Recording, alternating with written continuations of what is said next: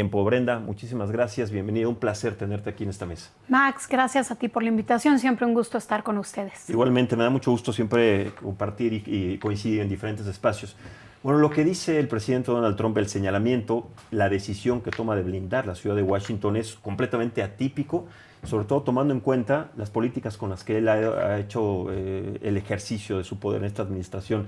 ¿Qué tan estratégico, qué tan cierto es esto y por qué viene esta decisión en este momento? ¿Son, no sé, recomendaciones que le dice a alguien de su gabinete? ¿Por qué se toma esta decisión y en este momento? Pues es una decisión ciertamente politizada. Estamos hablando de que Washington fue uno de los pocos lugares donde los demócratas arrasaron electoralmente, ¿no? El voto fue abrumadoramente a favor de Kamala Harris en su momento y él se siente pues que no es bienvenido en este espacio. Y esta decisión busca pues generar confrontación con la alcaldesa, mandar cientos de miembros de la Guardia Nacional y pues digamos tomar las funciones de seguridad en el Distrito de Columbia, la capital de Estados Unidos. Algo que no es común que se haga. Normalmente para que haya eso, para que se envíe a la Guardia Nacional es porque el gobernador o en este caso la alcaldesa levantan la mano y le dicen al gobierno federal: hay una amenaza a la cual yo no puedo hacer frente y necesito ayuda del gobierno federal a través de la Guardia Nacional. En este caso no hubo tal cosa, simplemente fue una decisión unilateral tomada desde la Casa Blanca hacia pues el Distrito de Columbia, que pues, es una región, es una ciudad muy pequeña, digamos, que ciertamente ha visto en aumento sus tasas, su incidencia de criminalidad, pero nada que justifique una acción de esta naturaleza. Se podría haber justificado un trabajo conjunto, pero en virtud de la mala relación, lo que hace Donald Trump es enviar a la Guardia Nacional, algo que desde luego molesta a la alcaldesa y al Partido Demócrata. Claro, y de manera extraña, y lo digo irónicamente, Brenda, es a ciudades demócratas, porque solamente está haciendo este ejercicio, empezando por Washington, con ciudades demócratas. Sí, es una lo hizo en California, también. Exacto. Y también lo hizo en California, y también con este operativo, bueno, esta política de los operativos del ICE. En fin, son medidas que van directamente, y por eso dices, políticas a el Partido Demócrata, a debilitarlo y a seguir haciendo crecer su discurso. Sí, algo que llama la atención es que, por ejemplo, las deportación que han estado haciendo en las recientes semanas la Oficina de Migración y Aduanas de Estados Unidos, de Cumplimiento de Migración, ICE, lo ha hecho fundamentalmente en estados demócratas. Todos estos migrantes indocumentados que vienen a parar al Alcatraz, al Alligator Alcatraz, esta cárcel rodeada por cocodrilos, todos los que son separados de sus familias, no suceden en Texas, suceden en California. Con Greg Abbott hay una política distinta. Ahí hay entendimiento, y con DeSantis también. Ahí no, en donde tiene buena relación política, en donde el Partido Republicano gobierna, ahí no hay esas deportaciones. Estas están concentradas en los estados pues gobernados por sus adversarios, el Partido Demócrata. Ahora, en el otro tema, ¿qué tan factible es la intervención de la Guardia Nacional, de las fuerzas militares de Estados Unidos en nuestro país? ¿Qué tan fuera están sobre los acuerdos internacionales? ¿Y qué tan cierto es que ya están operando de manera muy escondida en diferentes estados de la República Mexicana estos agentes del FBI y de la DEA?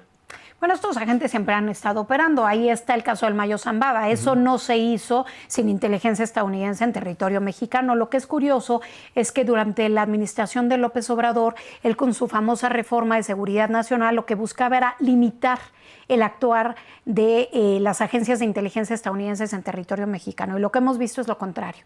Al grado tal de que la Cancillería pues, ha optado por poner como número confidencial cuántos agentes de inteligencia estadounidenses están en territorio mexicano. Ajá, como una especie de censo. Sí, normalmente es conocido, por lo menos el dato público, que no necesariamente refleja la realidad. Ahora ni siquiera ese dato conocemos. Lo que es cierto es que Estados Unidos, a partir del regreso de Trump a la Casa Blanca, ha venido incrementando la presión al gobierno de México para que actúe en materia de control al narcotráfico, al crimen organizado más en general, y a desmantelar este manto de cobijo político que hay al crimen organizado. Primero nombró a los cárteles de la droga de México como organizaciones terroristas. Después comenzó a decir que iba a haber un trabajo conjunto, pidió resultados. Empezó a haber un cambio en la estrategia de México. De facto se acabó el abrazos no balazos, aunque no lo reconozca. Cuando veía que algunas cosas no funcionan, decían, bueno, y si no dan resultados, aranceles y en esta fecha. Y es un cambio importante, porque fíjate que yo tuve la oportunidad de trabajar en la Embajada de México en Estados Unidos y de trabajar varios años en la relación bilateral, y siempre lo que se hacía era compartimentar los temas. Entonces, en una mesa hablábamos de economía y solo se habla de economía. En otro mes hablábamos de migración, solo se habla de migración, a fin de que los temas no se contaminaran entre ellos. Pero Trump dice no, todo en la misma canasta, y si ustedes no dan resultados en control de flujos migratorios, en control de tráfico de fentanilo, yo aumento los aranceles. Me voy a la parte económica, ¿sabes? Y el hecho de que los medios de comunicación estadounidenses, el New York Times, el Wall Street Journal, traigan en los días recientes notas filtradas evidentemente por el gobierno de Estados Unidos, diciendo que hay ya la directiva de Trump al Pentágono de que ya tenga diversos planes de cómo entrar a México para atacar a los cárteles de la droga, no es casualidad que se filtre, es aumentar la presión a México para que dé resultados. No cabe duda que ha habido un cambio en la estrategia de seguridad en México, pero no es suficiente los resultados que se han dado desde la visión de Donald Trump y bueno, y en general desde la visión de los mexicanos, que vemos cómo vivimos en este caos. Pero como el crimen organizado, Max, hoy está metido en tantos diferentes rubros, porque no es solamente narcotráfico. Es mucho más que narcotráfico. Está metido en secuestro, en cobrar derechos de piso, en tráfico de personas, tráfico de armas, huachicoleo, etcétera. Y también está ligado a la economía legal y a la influencia política. Y ahí es donde es complicado para el gobierno de Sheinbaum, para Claudia Sheinbaum, pues entregar cabezas, porque sabe que si empieza a jalar un poco el hilo, pues mucha gente del gobierno podría salir expuesta. Ahí está pues ya el caso de Adán Augusto, pero como hay figuras políticas que podrían quedar expuestas, hay una reticencia del gobierno a seguir pues poniendo nombres en la mesa, ¿no? A pesar de que Estados Unidos lo ha pedido y la presidenta se ha reconocido que Trump le ha dicho, mandemos al ejército estadounidense a ayudarles, y que ella reiteradamente ha dicho no, una cosa es colaboración, otra cosa es invasión o subordinación, pero el hecho es que la presión aumenta y no se puede descartar ningún escenario. No creo que se llegase a una invasión militar en tierra masiva, pero sí a operaciones pues estratégicas, digamos, con fuerzas especiales, con inteligencia locales, sin duda. Sí, jalar este hilo, que bien lo dices, haciendo esta comparación, no lo hacen tal cual porque se van a llevar toda la media. Pero seguramente escuchaste al secretario de la Defensa de los Estados Unidos, Pete Hegseth, que en una entrevista dijo, nosotros no descartamos hacer una intervención directamente y mucho más grande de la que estamos hablando, Brenda, en diferentes estados, sobre todo los que están señalados en donde operan los cárteles más peligrosos, y pronto. Estas son declaraciones falsas, intimidatorias, vacías. ¿Cómo ves estas declaraciones? Porque estamos hablando del secretario de Defensa de Estados Unidos. Yo creo que la presión está subiendo, que buscan que bajo los parámetros o la información que el gobierno de Estados Unidos tiene, el gobierno de México actúe en materia de seguridad, y que si no hay respuesta en ese sentido, sí puede haber acciones unilaterales del ejército estadounidense. Pero estas acciones son timoradas, son unos esbozos de lo que representan las organizaciones criminales, y a Donald Trump le sigue sin alcanzar. Entonces, ¿quién toma la media sobre estos operativos y estos resultados, Brenda? Sería mucho especular. Pensar de qué tipo de operación específica, en dónde, etcétera. Pero lo cierto es que no puede descartarse una acción unilateral con las implicaciones que eso tendría. Porque por un lado, la Casa Blanca lo ve como que el aumentar la presión, esto que está sucediendo en los días recientes con la filtración a medios de que ya se preparan los planes, etcétera, para acciones militares de Estados Unidos en México, lo ve como una manera de aumentar la capacidad de presionar a México. Pero por el otro lado, en México se rompe el consenso en torno a seguir cooperando con Estados Unidos. En realidad, está en el mejor interés del gobierno de México cooperar con Estados Unidos en materia de seguridad, porque el problema del crimen organizado es un problema del Estado mexicano que ha rebasado al Estado en diferentes partes del país. Y que en tal virtud se beneficiaría el gobierno de México de buscar regresar a cierto orden, de la colaboración con un país que tiene enormes capacidades de inteligencia, de militares, etcétera. Una coordinación sería lo deseable, no porque Estados Unidos lo pida, sino porque a México, a los mexicanos de bien, nos conviene. Pero esa posibilidad de coordinar, si llega a haber acciones unilaterales del ejército estadounidense en México, se puede romper la posibilidad, porque no solo la presidenta estará en contra, sino el consenso evidentemente se rompe, porque es un acto de guerra. Más allá de que yo entiendo la desesperación de los mexicanos, Max. Tú hablas de estos temas todos los días, ¿no? De la inacción del gobierno. Claro que uno está desesperado. Claro que te dicen, oye, la violación a la soberanía. Y uno dice, ¿cuál soberanía? Cuando los cárteles son los que mandan en este país. Pero por otro lado, permitir que haya una acción unilateral, pues también tiene implicaciones brutales para el comercio, para la relación diplomática. Desde luego que no solamente Claudia Sheinbaum, sino cualquier otro presidente de México pondría un golpe en la mesa, porque no podríamos permitir algo así. Hay un cambio brutal en la relación México-Estados Unidos en materia de seguridad. Primero, no existía. Después viene el ataque a las Torres Gemelas. A partir de ello, Estados Unidos cobra conciencia de la importancia en seguridad que tiene una frontera de más de 3,000 kilómetros que compartimos entre ambos países. Comienza después el tema de Iniciativa Mérida, ¿no? En 2008. Era un intento de, con fondos estadounidenses, fortalecer capacidades institucionales en México, pero sin que Estados Unidos entrara directamente. Era venir y apoyar a las instituciones mexicanas de seguridad para que hicieran frente al crimen organizado.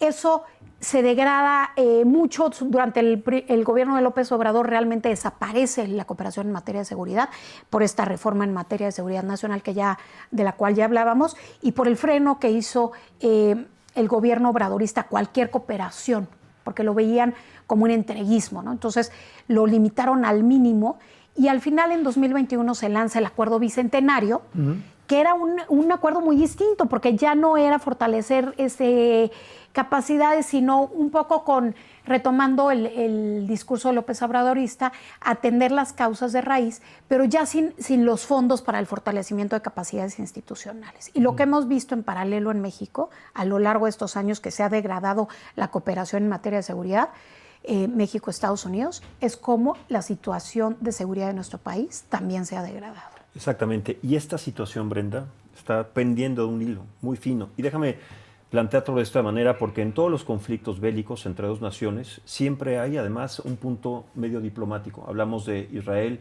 y Palestina, de Ucrania y Rusia. Hay puntos intermedios para un diálogo, aunque las naciones estén en guerra, en una situación bélica.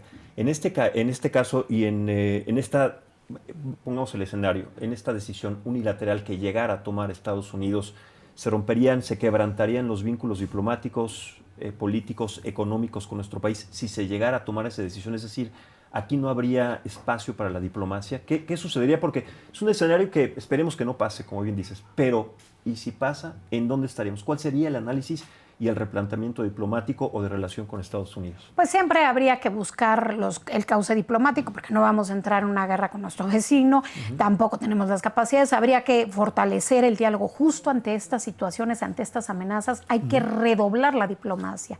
Lo que esperaría yo no es que haya hoy menos diálogo, sino más diálogo para evitar que lleguemos a ese escenario. Pero de llegar, sí veríamos enormes disrupciones, tanto a nivel diplomático como a nivel económico. Ya lo decías, esto tendría un efecto negativo, brutalmente negativo para México, pero también negativo para Estados Unidos. Porque si bien la relación es asimétrica, es interdependiente. Nosotros somos el mayor socio comercial de Estados Unidos, compartimos, ya decíamos, más de 3,000 kilómetros de frontera. El flujo de personas y bienes en la frontera por minuto es brutal. Una situación de esta afectaría desde luego a ambos países y a la región en su conjunto. Entonces, no está en el interés de Estados Unidos que se haga una disrupción de esta naturaleza, pero no podemos perder de vista que una prioridad del gobierno de Donald Trump es el freno del fentanilo. Y hemos visto los efectos del fentanilo en la población estadounidense. Uno va a las ciudades de Estados Unidos, a California, y ve ahí a las miles de personas caminando en la calle, doblada.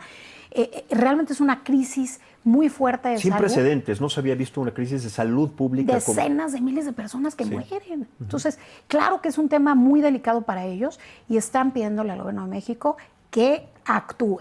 Y si el gobierno, bajo estos lineamientos, no actúa, que sería no solo en beneficio de Estados Unidos y por un tema de responsabilidad con la población estadounidense, porque además hay que recordar que la crisis la generaron también, digamos, la crisis de necesidad de la droga la generó las farmacéuticas estadounidenses. Pero más allá de eso, México podría actuar por responsabilidad con la población estadounidense, pero también por interés propio. Exacto. Porque el crimen organizado ha rebasado al Estado mexicano en muchos ámbitos y estamos viendo cómo operan con total impunidad en diferentes partes del país. Y si podemos actuar de la mano del gobierno estadounidense, yo tuve la responsabilidad de trabajar en la Embajada de Estados Unidos representando a la Secretaría de Gobernación, y es una agenda muy vasta la que existe, de seguridad portuaria, aeroportuaria, de revisión de datos biométricos de personas que puedan ser de alto interés por considerarse peligrosas para la región, para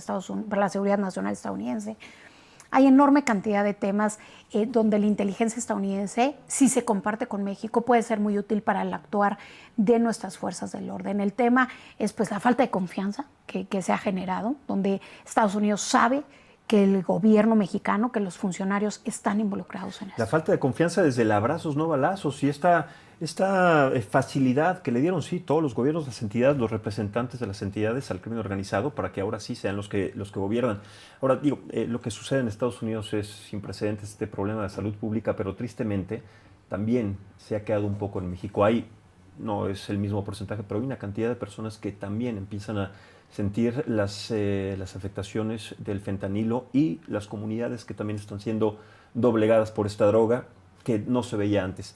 Cuando hablamos sobre estos aspectos que tú pones sobre la mesa, Brenda, ¿qué calificación, si le pudieras poner una calificación, le darías a la diplomacia mexicana, a los parámetros y a las estrategias que ha establecido, y no solamente en temas económicos, políticos, sino de seguridad, para tratar de tranquilizar y bajar un poco las aguas? ¿Qué calificación le pondrías? Porque estamos lo decimos, es un hilo transparente, pero es un hilo muy fino. Sí. Y abonando a lo que decías, publiqué por ahí en mis redes sociales un documental que salió en Francia hace un par de semanas, que se llama México, los cárteles hacen la ley. Es un documental de 30 minutos que vale la pena ver. ¿En dónde lo podemos encontrar? Está en mi Twitter en @b_estefan o en mi Instagram Brenda Internacionalista. Vale la pena verlo, es un documental de 30 minutos. Lo voy a bajar y lo voy a retuitear, a compartir, pero que seguramente hay muchos que están interesados en ver este documental. Exacto, lo encuentran en YouTube y habla... ¿Tiene un nombre el documental?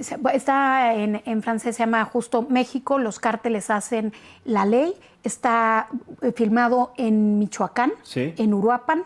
30 minutos, es espeluznante lo que vemos. Si puedes, compárteme la liga para que yo también la comparta con el auditorio, por supuesto, porque es un trabajo excepcional y que nos da claridad de lo que sucede. Y de la visión que se tiene fuera de nuestras fronteras de México, porque ese es el México que ven fuera de nuestras fronteras.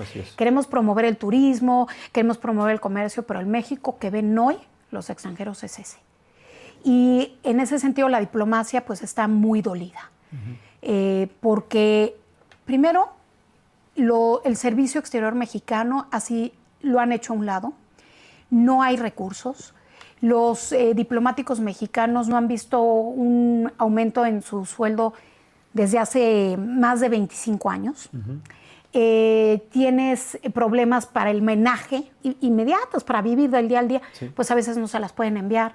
En los consulados en México, en Estados Unidos, no hay licencias para tener Office, para que tú puedas usar Word o Excel, porque no hay dinero para eso con la austeridad. Entonces, pues les dan ahí la posibilidad, cada quien tiene o licencias piratas o usa su licencia, y los softwares que se usan para generar los documentos, los pasaportes o las matrículas diplomáticas, es un software que también por la austeridad se generó de manera interna en Cancillería y que tiene muchas fallas. A cada rato se cae, está el consulado trabajando a marchas forzadas una mañana con gente formada para generar documentos oficiales y se cae el sistema, se acabó. No pueden seguir generándolos.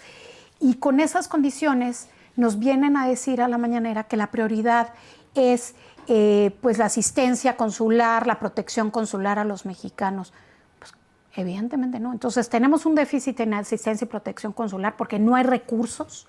Tenemos un déficit en el medio diplomático porque se ha abusado de la designación política. Siempre ha existido, existe en todo el mundo, pero se ha abusado en premiar a exgobernadores con posiciones en un momento de enorme convulsión geopolítica en donde los diplomáticos tendrían que conocer cómo se están moviendo las cosas para identificar riesgos y oportunidades para México. Porque a veces se cree que la diplomacia es ir a tomar una copita de champán. No tienen un bagaje, una experiencia diplomática. Un exgobernador lo manda a Dinamarca, a Noruega, en este caso a López-Gatell como representante de la OMS después del desastre que él provocó cuando era subsecretario. En fin, estos son premios, entonces hay que portarse mal, hay que hacer este tipo de cosas para que te premien y fuera de tu país para que no te señalen. Y son las oportunidades desperdiciadas de México, que en estos espacios donde México podría identificar oportunidades, porque a más revuelto en este convulso mundo geopolítico puede haber oportunidades de México, pero también hay riesgos. Y no tenemos a los perfiles adecuados, tenemos un canciller totalmente desdibujado, un canciller fantasma, es el secretario de Economía el que lleva la agenda bilateral. Con experiencia diplomática como siempre la ha tenido, porque Marcelo Ebrard, si algo le podemos reconocer es la experiencia diplomática y los alcances que ha tenido cuando en la administración anterior pues era el canciller mexicano, pero en este caso es una situación completamente diferente. El canciller de la Fuente está totalmente desdibujado. Desaparecido. Le recortan el presupuesto a la Cancillería en casi 10% del año pasado a en un momento como el que vivimos, con el regreso de Trump a la Casa Blanca y con la mayor crisis geopolítica que ha vivido el mundo desde el fin de la Guerra Fría. Y me llama la atención porque pensábamos una cosa distinta de Juan Ramón de la Fuente. Y ¿sabes qué? Que estamos llenos, Max, de diplomáticos de ocasión, ¿no? Diplomáticos, como decía un amigo, diplomáticos que están hechos a la carrera y no diplomáticos de carrera. Efervescentes. Diplomáticos de ocasión y no de vocación o de formación. Y eso, pues, evidentemente tiene un costo, porque el diplomático tiene que saber su oficio, tiene que conocerlo y ejercerlo, influir, resistir, poder aprovechar las oportunidades, y eso no está sucediendo. Y en el caso particular de seguridad, la Embajada en México, Estados Unidos, tenía una agregaduría de gobernación que llevaba justamente estos temas de seguridad. Esa agregaduría desapareció, ¿no? Acaban de reactivar la economía este año, que estaba también desaparecida, pero la de seguridad desapareció. Y tienes una embajada raquítica, ¿no? El área de relación con Congreso, Max, con todos los intereses que se juegan para nuestro país ahí, está compuesta por 3 personas: el titular del área, el titular de relación con Cámara de Representantes y el titular de relación con Senado. No hay más gente en el área. Esas 3 personas tienen que ver cómo se lleva la relación México-Estados Unidos en el Congreso estadounidense. Imposible. Imposible. Entonces, realmente creo que estamos en una situación muy lamentable para el servicio exterior. Hay mucha gente, muchos perfiles desperdiciados. La asociación incluso del Servicio Exterior Mexicano ha expresado cómo pues no están siendo respetados los diplomáticos en su vocación. Es un oficio que está muy castigado hoy, en un momento en donde debiera ser punta de lanza de la política nacional. Porque hoy lo que sucede en México, muchas veces a los mexicanos nos gusta pensar que lo que pasa fuera de México no nos interesa, ¿no? No, lo que pasa en Ucrania no tiene mayor importancia aquí. ¿Quién gane la elección de Estados Unidos? Cada vez tiene más injerencia en todo lo que pasa. En todo. En el sistema global, en la gobernanza global, y que eso afecta evidentemente los intereses de México, en el tema del cambio climático, en el tema de migración, en el tema de seguridad, en el tema de economía, en el tema de salud. En todos los ámbitos le afecta a cada persona que nos está viendo ahorita lo que está sucediendo en otras latitudes. Claro, rápidamente, no quiero dejar de preguntarte esto porque también considero que tiene que ver, porque además tiene siempre un punto de vista muy álgido, muy certero sobre lo que pasa, no solamente en los puntos que vemos de primera plana, sino también en lo que está alrededor, que también pinta ese mismo panorama, Brenda. En cualquier país con una democracia sana se necesita un equilibrio de una oposición. Eso es evidente, porque si no se convierte en una dictadura, en una anarquía. Y en este caso, considero, más allá de lo que tú también hayas visto, la oposición está desaparecida, es raquítica, no tiene una posición de inflexión absoluta en diálogo, en personajes, En este caso, Donald Trump estaría asumiendo, como nosotros, los medios de comunicación, una posición, un papel de oposición, dadas las políticas que ha establecido para confrontar a Claudia Sheinbaum, para confrontar a la administración de la 4T, de las administraciones anteriores, porque está poniendo en vilo y está haciendo cuestionar los sistemas y las decisiones anteriores gracias a estas políticas. Lo podemos ver así, se puede analizar. ¿Tú cómo lo ves? No, No hay porque, una oposición. ¿Quién es la oposición entonces? porque en realidad una oposición lo que debería de representar son los intereses pues, de la otra parte que no se siente pues abanderada por el partido en el poder. En realidad lo que representa Trump son los intereses de los estadounidenses, no los intereses de los mexicanos, y eso hay que tenerlo muy claro. Cuando dicen, sí, que venga y todo, puede haber acciones de Trump para beneficiar a su país o a su visión de lo que es lo mejor para Estados Unidos, que de manera colateral terminen beneficiando a México, sí lo puede haber. A esas partes colaterales, porque hay un sector puede haber de la algo población... colateral, pero claro, su interés no es México, su interés es Estados Unidos. Puede ser, o su interés es su proyecto político en todo caso, pero puede haber, sí, que a través de esta presión a Claudia Sheinbaum haya un efecto positivo para los mexicanos que queremos que el gobierno actúe en materia de seguridad. Digamos, bueno, por fin alguien le está diciendo al gobierno que no podemos seguir con los abrazos no balazos. Claro. Pero el objetivo final no es ayudar a México, y ahí es donde México y los mexicanos tenemos que hacer la chamba, y ahí es donde no nos podemos quedar de brazos cruzados esperando a que el vecino país del norte resuelva nuestros problemas. Claro, y yo te lo preguntaba porque a partir de estas decisiones se empezaron a dar a conocer estos operativos y las cosas empezaron a cambiar, por lo menos en el aspecto de seguridad, y por eso pues Donald Trump está haciendo el trabajo que la oposición no se hizo, y bueno, son planteamientos que se tienen que analizar desde diferentes puntos. Sí, no hay duda que es una buena noticia que alguien, aunque venga de fuera, apriete las tuercas al gobierno, pero la población, quien no está de acuerdo con la visión del gobierno en turno, tenemos que tomar nuestro papel, nuestra parte, porque no podemos pensar que Estados Unidos está actuando a favor de México, está actuando, como decíamos, a favor de ellos, ¿no? Y de su proyecto político en el caso de Donald Trump. Brenda Estefan, un verdadero placer por la precisión, la inteligencia, siempre la congruencia con la que tratas estos temas, porque lo entendemos desde diferentes aspectos, sin ser partidistas y sin ser o tomar bandos, sino planteando la realidad que tenemos y también lo que estamos por vivir en las decisiones entre ambos países. Te agradezco muchísimo, un placer como siempre, y nos estaremos encontrando en este y en otros espacios, querida Brenda. Gracias, querido Max, siempre un gusto estar aquí con ustedes, gracias por la invitación. Igualmente, gracias. Brenda Estefan, analista, especialista en tratamientos internacionales, platicamos de este tema que va a dar mucho de qué hablar todavía estos días. No olviden, siempre se los recuerdo, no olviden suscribirse a todas nuestras redes sociales, porque La Saga sigue en el top 10 de los canales de streaming en nuestro país, gracias a su colaboración, gracias a su preferencia, gracias a que se han incorporado a esta comunidad, cada vez hacemos más grandes. La Saga sigue siendo uno de los más importantes y no nos vamos a ir. Vamos a ver justamente esta comunicación de Adela sobre lo que representa La Saga. Gracias a tu preferencia, La Saga se encuentra en el top 10 de streamers más vistos en todo México. Ahí está los más vistos streamers en México. Con más de 360,000 usuarios al mes y más de 60 horas sintonizadas, La Saga también se posiciona como el quinto canal de YouTube en México con más audiencia en streams. Hoy te damos las gracias por formar parte de esta familia. La Saga Vaya de la Micha seguirá presente. Qué alegría es compartir buenas noticias. Y es que ahora, además de vernos y acompañarnos a través de nuestro canal de YouTube y de Facebook, La Saga está en Spotify y Apple Podcast. Así es que ya no hay ningún pretexto para perderse algún episodio de cualquiera de nuestros contenidos. De Me lo dijo Adela, Saga Noticias, Pero los Ordinarios, vamos, ningún programa. Ninguna entrevista, ningún reportaje, porque La Saga está ya al alcance, literalmente, de tus manos. Y lo único que tienes que hacer es abrir tu aplicación favorita y escribir en la barra de búsqueda La Saga Podcast. Así de fácil, así de sencillo.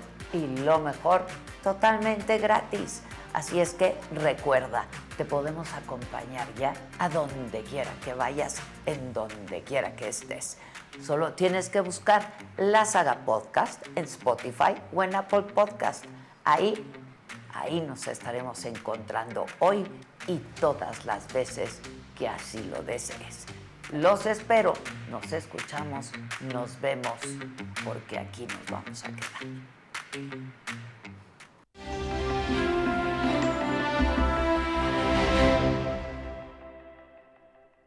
Bueno, le damos apertura a nuestra mesa de análisis que hacemos siempre todos los martes. Está con nosotros Arturo Ávila, vía Zoom, diputado federal de Morena, y aquí presencialmente en la mesa Juan Zavala, diputado federal y representante de Movimiento Ciudadano ante el INE. Muchísimas gracias. Arturo, te saludo con mucho gusto. Juan, muchas gracias. Bienvenidos. ¿Cómo están? Max, te saludo con mucho aprecio. Saludo a Juan Zavala también. Y extrañado de que no llegó Damián Cepeda. Yo no sé si ya esté dándole la vuelta a estas mesas de debate o simplemente va tarde. Ojalá y tú nos puedas platicar un poquito. No, qué pasó